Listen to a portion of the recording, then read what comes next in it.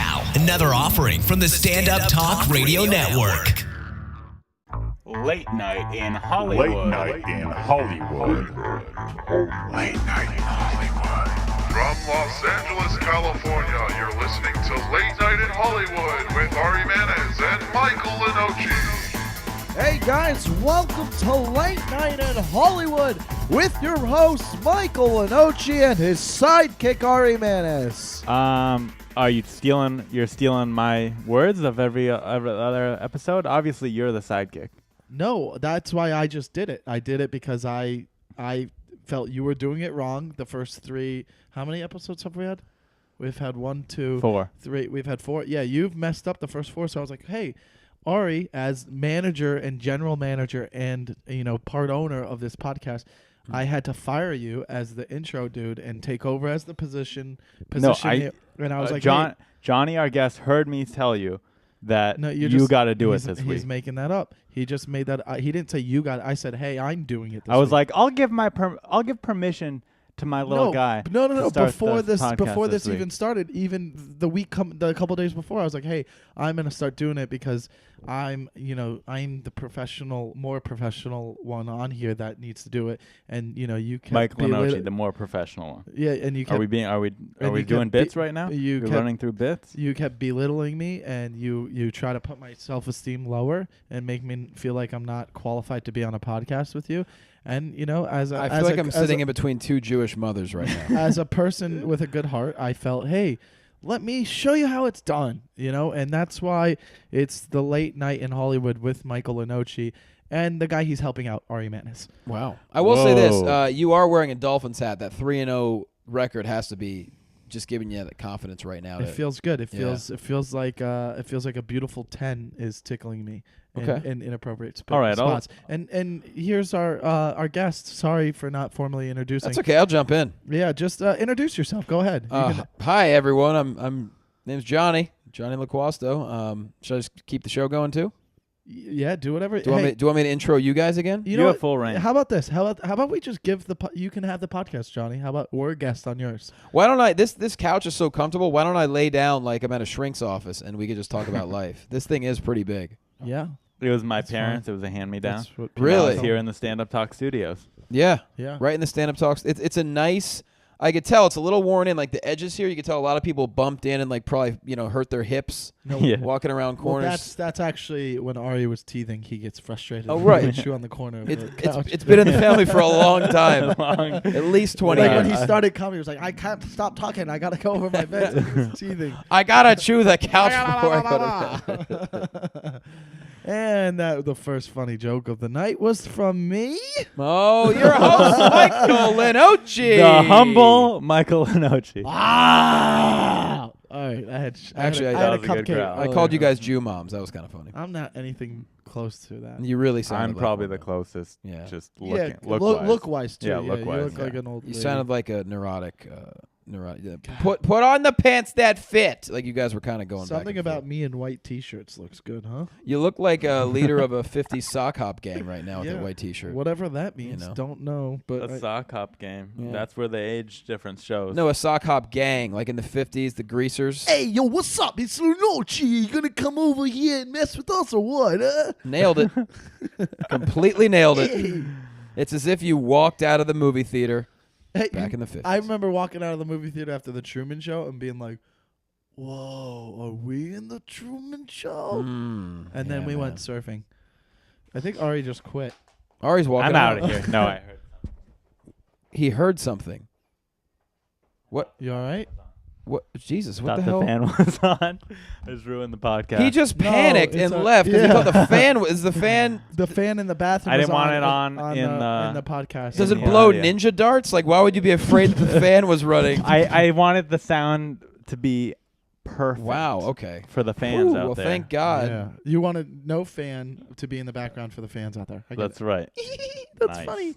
So Jonny. Hey, Michael Lenoci, host of the show. What's going on? Yeah. Whoa. Sorry. Got the guest siding with the. He had me sign something before I came in. Oh man. Look. I know how the rest of this is gonna go. I gotta do the job. Yeah, he's a good job maker. Yep, I'm a jobber. So, it's good to have you here. Thanks. Appreciate it. There is a massive amount of marijuana on the table. Actually, there's multiple containers of marijuana. Holy shit. I have nothing here to at do the with Stand Up Talk Studios, we also, some of the guests / hosts like to get creative. Woo. Yeah, they do. And I don't, Mom, in case you're listening. And the reefer helps with creativity, some people Who say. calls it reefer? Medical. As a matter of fact, it's called medicinal weed. marijuana. This is written in crayon reefer. So this little container. Anyone who calls it reefer, that's like so scary for me. Yeah. Hey, you want to come over to my house and smoke some reefer? Yeah. No, because you're gonna kill me. Let's smoke a doobie. You want to come over, get some of that dope? Yeah, that Wow, this dope is shit. This is almost like this is like a message in a bottle type size for those of you listening. This you could put in like a love letter, and in 70 years, this is how big this bottle of marijuana is. This Jesus. container. I would really hope it wouldn't take 70 years for someone to open my love container. And Your love container. that's last a good 2 weeks. He's talking about his penis. This is a nice canister of marijuana. God damn, that's some strong shit right there, my friend. Yeah, we have 2 non-smokers here in the studio. Sure. So we got a Jonny Loquasto. Whatever, you messed up the end. Here we are. What Jonny, what's going on? Tell us about your life. Well, I like the fact we're recording this very late at night, which is very authentic. I do like that. It's the late night in Hollywood with Michael Lenoci, and it's late at night right now. It's almost you know what I mean? Oh my gosh. It's like right. Even Ferguson has gone to bed right now. You know what I mean? Yeah. Like Comics Unleashed reruns are sleeping, and we're doing it. Yeah, the weird shows on Adult Swim are on right now. They're on. That's it. Like Tim and Eric reruns from 2008. They're on. So are we. Yeah, Eric Andre show's not even on at this late. Coming back in a couple weeks though. Excited for it. But the nice thing about the podcast, even though it's late night in Hollywood, anybody could listen to it anytime. That's right. Wow, That's why Ari's here. Wow. I'm not saying, Ari and I obviously have a chemistry right now. I'm not making you insecure about it, but we obviously, our timing's on point. No, did I come off as insecure? No. Oh. Just besides your normal insecurities, or you mean on top of that? Whoa, what are you talking about? I'm not insecure, dudes. All right, that was weird. Sorry, uncalled for. Can we edit that part out? Yeah. Let's Jonny, cut that one out. It's out of there. Dead air. It's just dead air right there. So, Jonny, you've been doing comedy a bit. Yeah, dude. How long? A little over 8 years, I guess. 2005. What Got that cracking. What inspired you? How'd you get in comedy? Why? Number of things. I mean, I grew up in Pennsylvania. There's entertainment's not an option there. You're supposed to you graduate school, go to college, settle down, knock out a couple of kids, work on the 401k, get a belly by like 30, and that's about it. So I was obsessed with In Living Color growing up. That show was like the greatest show of all time in my book. But I still didn't know what to do with it. So I went to school, got a master's in physical therapy, and then I decided to move to California in the middle of a relationship. And that the way she broke up with me is what inspired me to do comedy, actually. So yeah, the typical heartbreak bullshit that people always say. Wow. It was nasty. It was a really weird way. So your inspiration was a hua. But in Living Color, you talk about that. Anyone specifically on there that you? My favorite is David Alan Grier. He's still one of my favorite people of all time, and I got to work with him, which is awesome. Where did you get to work with him? Did a weekend with him at the Brea Improv like a couple years ago. Oh, that's really cool. And I was trying not to be a fanboy the whole time. Like I was almost like the Chris Farley talk show. I was like, do you remember when you were like Cephas and Reese? Like I just want to keep asking him a million questions. And it was cool too, but I was trying real hard not to be like that. You're like, okay, I'm not gonna ask that. No, because I know every line in every sketch on every episode. Like that, it's like if there was a game show for In Living Color knowledge, I would be the Ken Jennings of that shit. Like no one can fuck with my In Living Color knowledge. And I wish there was a game show, but there's not enough people that care.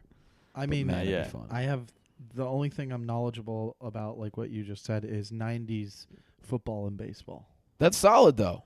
Yeah, the 90s was the best for everything, in sports. Yeah, I baseball for sure. Well, yeah, because we had dudes just juicing. Yeah, I mean, the 1998 baseball season was one of the most exciting baseball Padres seasons went to the World Series. In 1998? Yeah, versus the Yankees, right? No, they lost the World Series to the Yankees. Yeah, they went. I said they got they swept. went. Yeah, they got swept they got hard. Swept, yeah, we don't need to talk about the outcome, but you they guys went. had Kevin Brown, which you got from the Marlins, who won in 1997 against the greatest baseball team ever to lose a World Series, the Cleveland Indians. And if I recall correctly, that 1997 team had former Phillies Jim Eisenreich and Darren Daulton. Darren Dalton came to us after the All-Star break, was a great addition, yes. And Eisen great Eisen, situational the hitter. guy, he would twerk a We're lot. 10 minutes face. in and everyone stopped listening. I know. Sorry. What? No, because It's Lenochi's fault. He brought up sports. well, no, I just the 90s. Yeah, you're right. I can't. That's for other podcasts to talk about sports. But I love sports. If you guys like sports, email me. We can talk about sports. That's for Michael Lenochi's separate Sports Fanatics podcast. Oh, yeah. Sports and steroids with Hulk. Protein. So yeah, that's happening. Look at him. He's just Taking nothing like a fake hit from a bowl in mid podcast. That's how we keep it real in this comedy game. Straight weed. Right up in this shit. Hey, everyone man. down. We just got shot by lasers. Dude, I tried weed for like a handful of weeks, like a couple. Like I was When? the last girlfriend I had. Obviously, it wasn't going that great, and she was a pothead in high school. So she came up with this idea. She's like, "We should just start smoking weed together." And I was like, "Okay." But when in college, when was this? No, God, no. I'm way out of college. This is like 4 years ago. Okay. And so we did it for like a couple weeks periodically, like maybe once a night. It did. I didn't get it. Like I got hungry and I passed out. Like I knew weed wasn't for me. We watched that movie Australia, that fucking train wreck with Nicole Kidman and I think Hugh Jackman. I actually enjoyed that movie. I'm like, I'm not smoking again. There's no way. Do you drink? A little bit. Yeah. I don't know. Does a little bit mean I like get you drink drunk- a lot? Nah, I get drunk like a handful of times a year. Oh, okay, so barely. So you're just pretty. How many days? Like sober 30 guy. days out of the year you're drunk? Nah, like, dude, my honest to God, my New Year's resolution every year is to drink more, and I never get around to it. You think So you drink at overall- least once a month, though? 12 days out Well, of what the does year? drink mean? Are you talking like a glass of whiskey before No, before like I When you retire shouldn't for the drive. evening? Like a drinking is when you're like, I probably shouldn't drive Well, tonight. you shouldn't drive after one drink. And I am such a good person. I'd say yeah, right. I'd say maybe at most a dozen times a year. What, like, I think drinking to me is like when you've had enough to where you start texting people.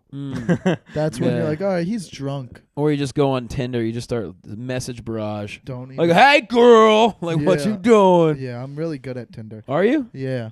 Really? Okay. Yeah. Good for you. I had to actually uninstall it today because it was making my phone run a lot slower because it was just Are you serious? I was using all of my Your juices. juices towards You have Tinder. that many hoes in many different area codes. Well, I in your don't like Tinder. to call them hoes. I like to call them future loves. Right. Future Um, loves. Absolutely. but- Totally. Yeah, what were we just talking about? Drinking. The drinking thing. Yep. Yeah, texting. Yeah, I'll either get really wasted and just text any girl that I've had contact with in the past 2 months with, Sure. or I'll just text and leave voicemails on my friends back in the East Coast going, living the dream in LA, man. No, I saw Lil Wayne skateboarding. You're waking up for work in 2 hours because of the time difference. And because you have a 9 to 5 and you wanted to do that live and you have no clue how sick it is to live in a studio with a dog. You're going to wake up with your dental plan. I haven't gone in 3 years. But I use weird things on my teeth to help clean them. All right. And that's our show, guys. Thank you so much for tuning into Yep. Late Night in Hollywood. With Michael Lenochi. and that one guy in the corner. Oh, you fucking assholes. So, Johnny, Yo.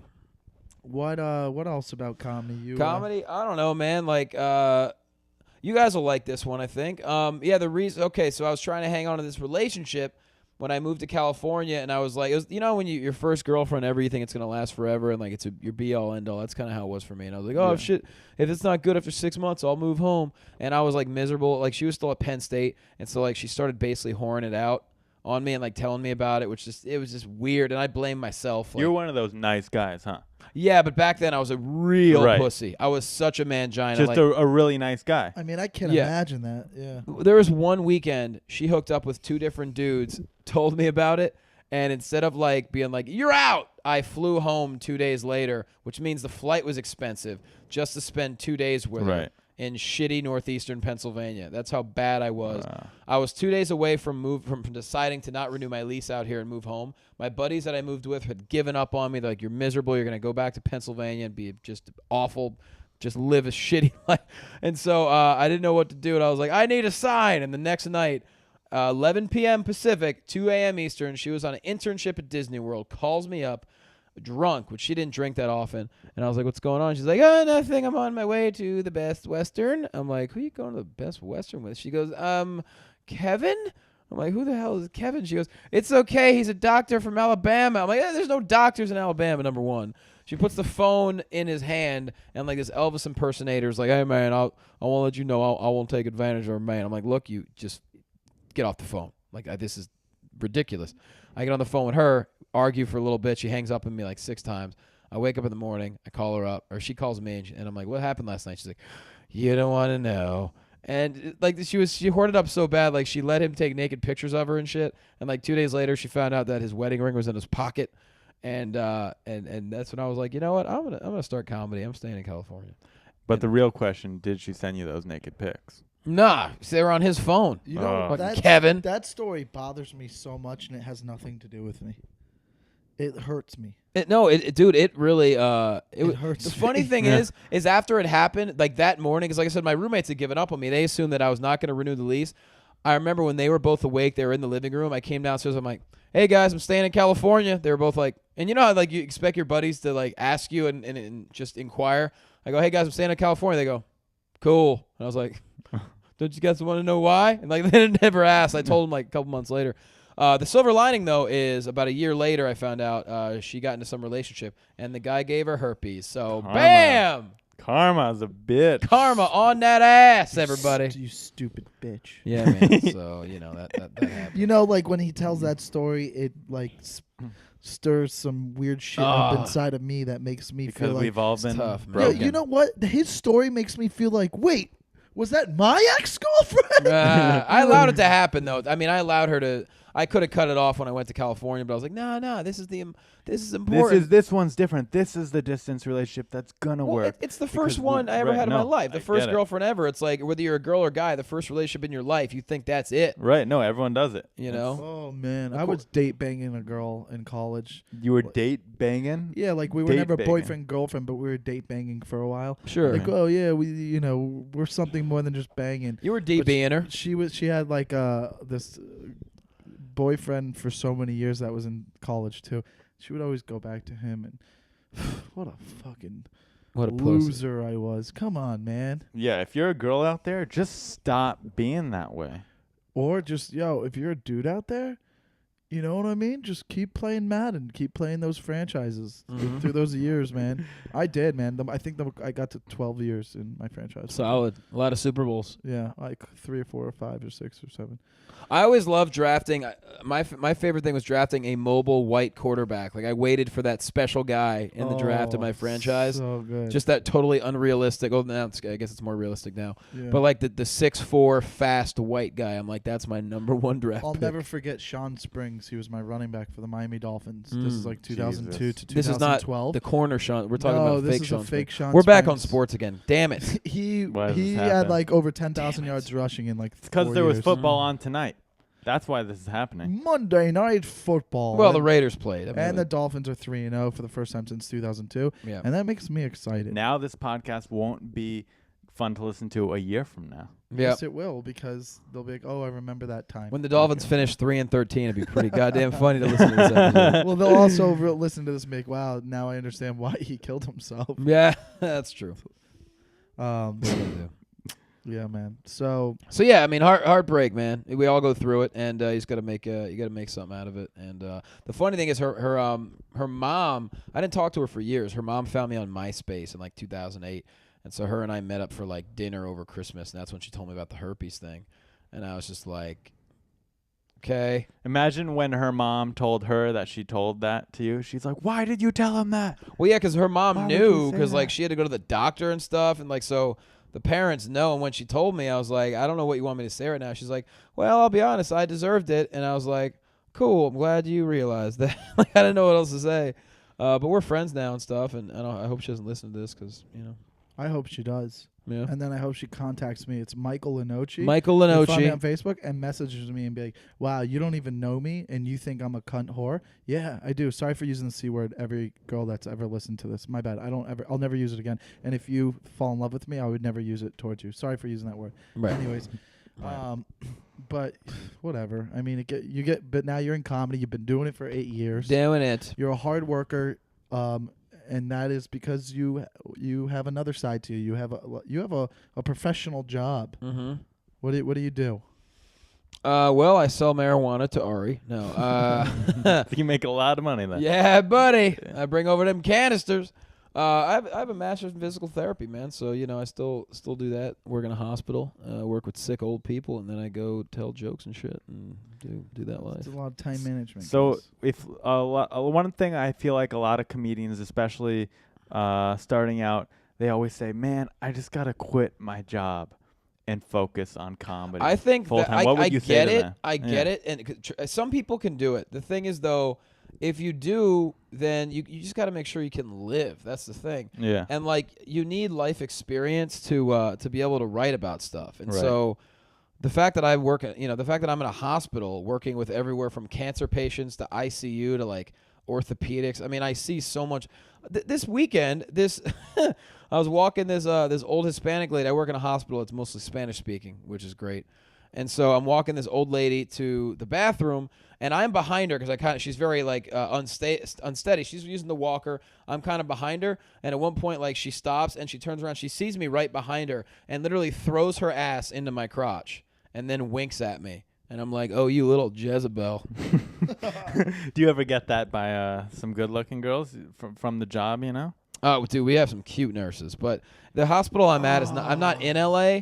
Yeah. So you'd be surprised. People in California is not like every other state. Outside of LA, it really is. Every chick in my hospital is pretty much in a relationship. A lot of the nurses are married by 24. I'm like, what are you doing? What about patients? You ever get with the patients? Oh, they're all- Ari, they're- come on. I guess you can't talk about that. They're all really old. Yeah, that's the. They're all really old. Yeah. They're all too old. But I have a lot of old ladies that offer me their granddaughters and stuff, which is There you go. that's so That's sweet. That's great. So but cute. they're mostly ugly.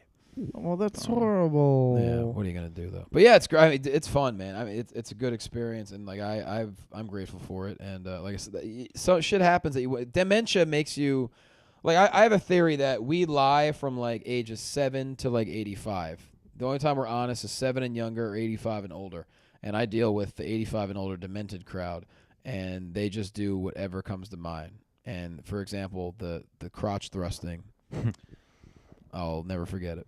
Yeah, it's got to be. They still got it. That's what you got. Oh, You got to say to them when they do it and then they wink at you. You got to be like, "You still got it, mama." well, actually, I don't. She spoke Spanish only. So she's And like, so when she threw the crotch thrust, I just go, "Aye!" That's what I did for her. Crotch And she was shots. into it. "Yeah." She was into it. Who are your favorite comedians? Oh Today. man, this dude Michael. No, Oh. You got a fan, Mike. You man. got one. You got Well, one. according to Facebook, I got 288. Oh snap! Yeah, none of those people you know in real life. And they're all in India. Those are all from shows fans. Dude, there are so many good comics out there, man. I gotta say, I know a lot of comics say this, but it's just he's that great. Bill Burr, man, best in the world, I think. Ian Bagg, love watching him. Just These 'cause, are also future guests on Late Night in Let's Hollywood. hope so, man. Let's Yeah. hope so. Yeah, Bill Burr's the best. Ian Bagg's incredible. Just never seen him do the same show twice, just like Bill. Sebastian Maniscalco's incredible to watch. Yeah, he's one of my favorites. There's so many great comics. I feel bad. I can't think of. There's so many people I can't think of right now. And then there's people that we do shows with that I watch, and I'm just like, damn, dudes like Fahim Anwar. It's just every time I see him, he's just so present in whatever he's talking about, and he's so damn. I mean, he's an engineer, and he's so damn smart. And I watch him God, he's fantastic. And so there's Theo Von. The stuff that comes out of his brain is so freaking weird and unique, yet it's funny. You can't help but laugh at it. People that have a direct character on stage, I really enjoy watching because I don't feel like I have a direct character.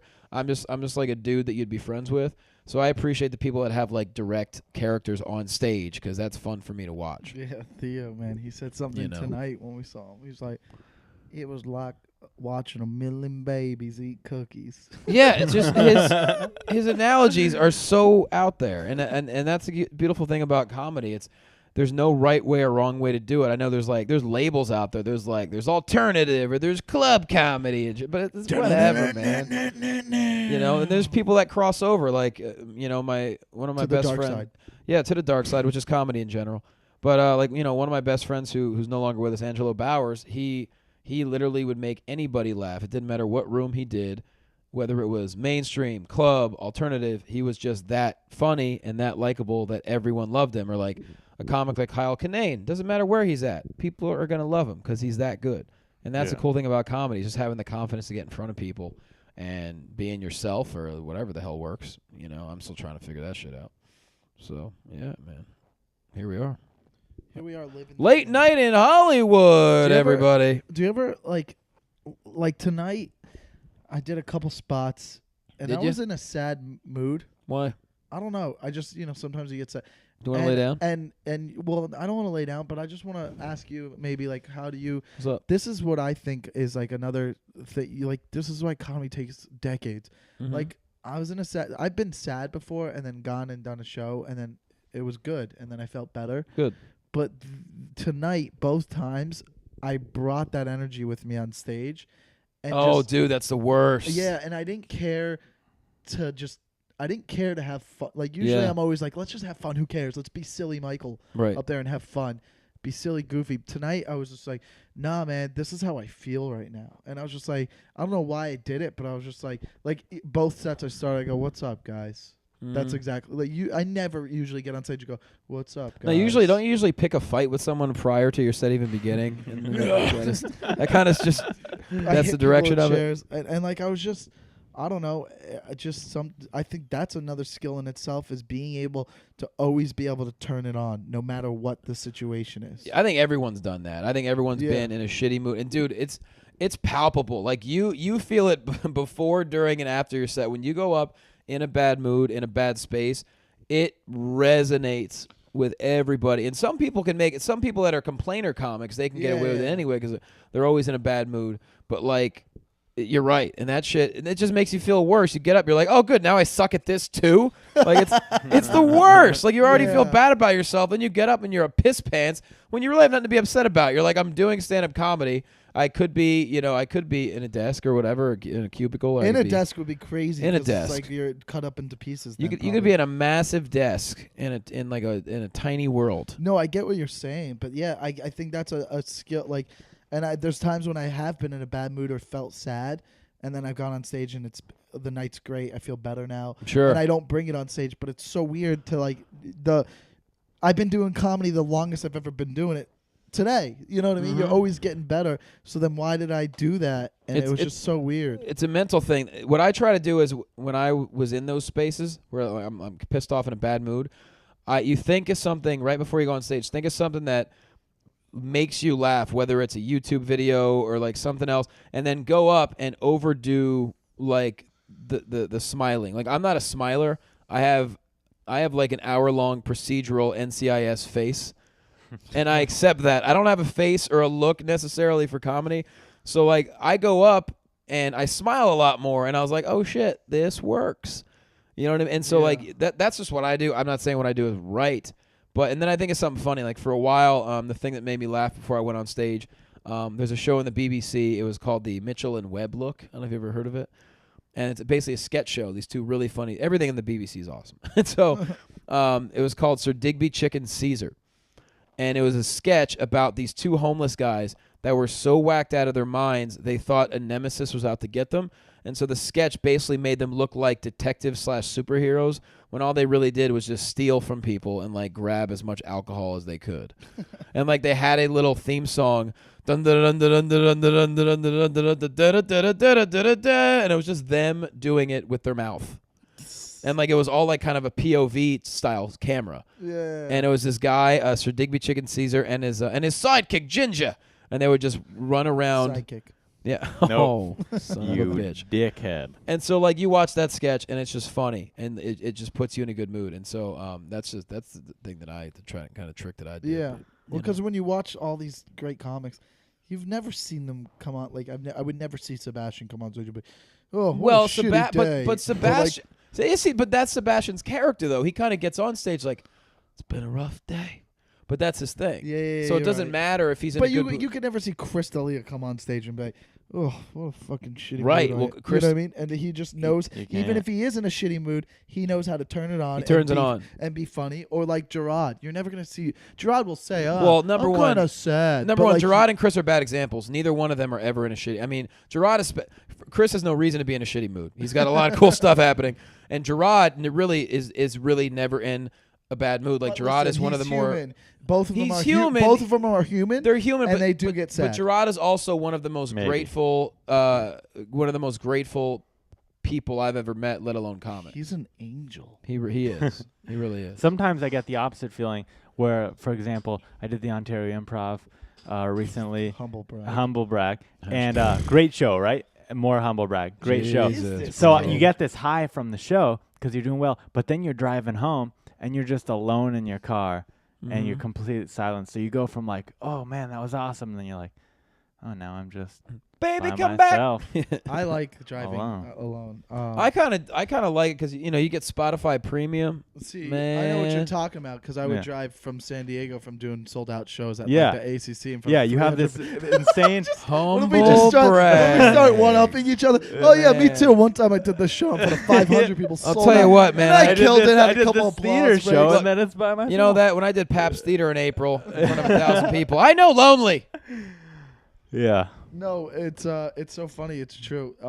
At the Irvine Improv, you could do a show there, and I think I was with Fahim. He said it one time. He's like, it's so funny. The further you walk from the club, the less you matter. Yes. You know what I mean? It's so that's true. a place. The Irvine, you could walk around. Actually, it's a mall. yeah. So you walk away, you're just a regular person. But the more you stand in front of the club, you're like, oh yeah, that was the guy on the show. Yeah. You got to go to like Yard House just to hang out for a little bit. Yeah. Hope someone recognizes you, gives Yeah. you a fucking pot sticker or something, you know. Yeah. But yeah, it's funny because sticker. you could be standing around afterwards when people are coming out of the show, and you could even start to feel inconsequential there because people are walking by like, whether hey, I liked your shtick, or like, hey, real good show, pal, real good show. I'll give you like a fist bump, and they leave, and they're like, that person doesn't remember my name. or whatever. It's funny, man.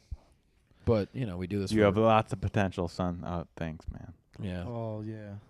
Yeah. Hey, here's something funny. You could use that. Okay, cool. Well, what about the one when they come up to you and they're like, "Oh, keep going, man." Yeah. Fuck off, dick. Yeah, I am. Oh, keep you know going. what? What did you think? I just tried this out one time. I was like, "Oh, that was fun. Let me go Oh. back to work." I'm glad you mentioned that because I still work at a. I like to keep it kayfabe and say that I quit the hospital. Kayfabe's a pro wrestling term, by the way, in case you didn't know. I'll never know, But yeah. I still do work at a hospital. I'm not going to hide it. And I can't tell you, what I do is so far away from what healthcare professionals do. And at least twice a weekend, I have a random hospital employee come up to me. Because at this point, my hospital's near Brea. A lot of people come out to see me at the Brea Improv that I work with. They know, everyone knows what I do at this point. And at least twice a weekend, someone will be like, hey, you still doing that comedy stuff?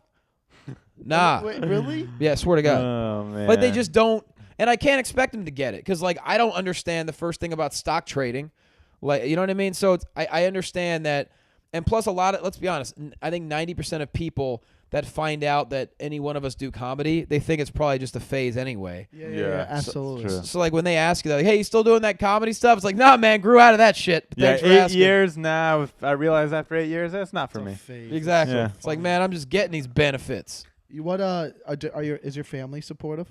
Yeah, I mean, well, my mom and dad are both nurses. Like, I was raised, like, very blue-collar. Like, they were both dirt poor. They put themselves through nursing school. And so it's like, their whole thing is, when I first started, they're like, you better keep that job. And, like, now my mom has cut it down to, well, just make sure you stay part-time. Like, they're they're overly supportive. When they come out to visit, I always get them, shows to come to. And it's cool. I'm doing a show called Gotham Comedy Live, October 10th on Access TV. And in New York, I'm going to drive them with me. And they're going to be in the audience during the TV taping.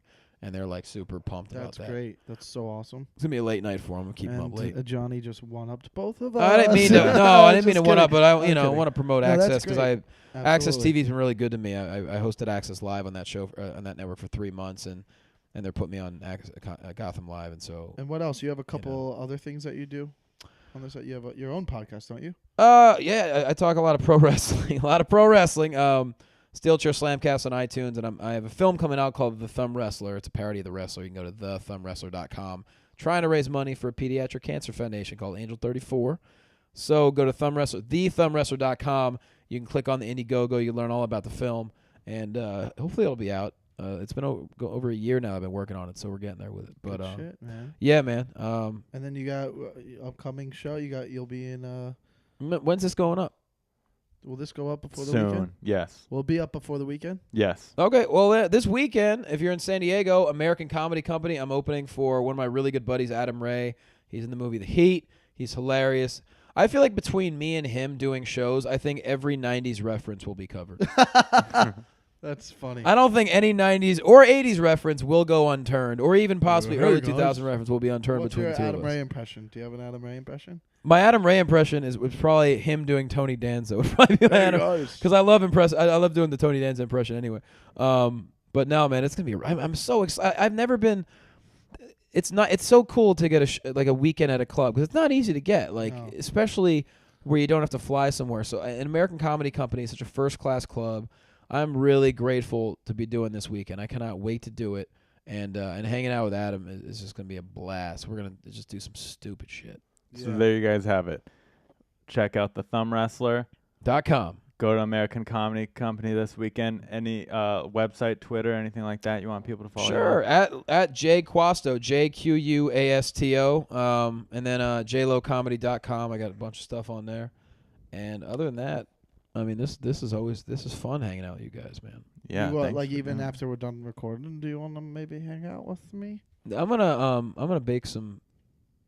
Probably do some pot baking, right? We should That probably do pot that. looks like it's like you could grab like a blank white piece of paper and put some Yeah. glue on it, and then just Dude, if I make a diorama out of marijuana, Here you go. oh, that'd be great. If I like sniff that right now, I'm on my third day in a row of like 4 hours of sleep, so I would probably just pass out right on this couch. Wow. I hope my energy level was okay for this. It was great. No, Okay. It was great. We already. I'm very got insecure. feedback. I was a fat kid, so I'm very, Well, very we're all insecure. insecure because we're comedians. Dun, dun, dun, dun, dun, dun, dun, dun, dun, dun, dun, dun, Late dun, night dun, with dun, Michael dun, dun, dun, Lenoci. dun, dun, dun, dun, dun. You know what? I think I want to do an episode of this by myself. I bet you it would be fun. All right, you're fired. Just no guest. No guests. It's just me, Michael, and my name is Sebastian. This is me. All the guests are his own voices in his head. All right. When you bring out Sebastian, that's when you know it's time. Da, da, Time da. to end it, guys. Hey, Do you want me to do a closeout for Yeah. the show? There's Yeah. Sebastian. Let's hear the closeout from Johnny. All right. Ladies and gentlemen, this has been Late Night with Michael Lenoci, and as always, his sidekick, Ari. We hope you've enjoyed the show, whether you're listening or watching. They can't be watching right now. Whether you're listening on iTunes or anywhere else on the interwebs, whether it's daytime, nighttime, or in the middle of your lunch break, we appreciate your patronage. Please follow the show on Twitter. I don't know if there's a real Twitter, but if there is, please follow it. Follow Michael Lenoci on Facebook. He has 288 fans and counting. Ladies and gentlemen, this has been Late Night with Michael Lenoci and Ari. And I'm single and I love you. Thank you. I'm going to have to cut out the sidekick part. Have a good night, guys. Give him hell, guys.